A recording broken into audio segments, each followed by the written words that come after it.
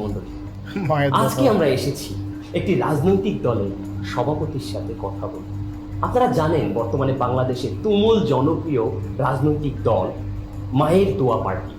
সেই মায়ের দোয়া পার্টির সভাপতি জনাব ফজলুর সাথে আজকে আমরা কথা বলবো।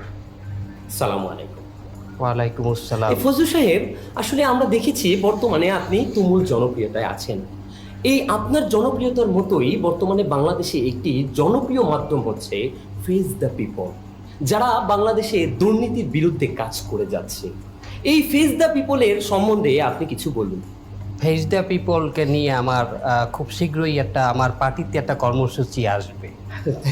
জি। সুপ্রিয় দর্শক মণ্ডলী, আপনারা যেভাবে জানলেন যে তিনি ফেস দ্য পিপল নিয়ে একটি কর্মসূচি দেবেন, আসলে ফেস দ্য পিপল নিয়ে আপনি কোন কর্মসূচিটি দিতে চাচ্ছেন? গেরাও গেরাও ফেস দ্য পিপল গেরাও কর্মসূচি দেবো আমি। আপনারা আমার মানিজ্য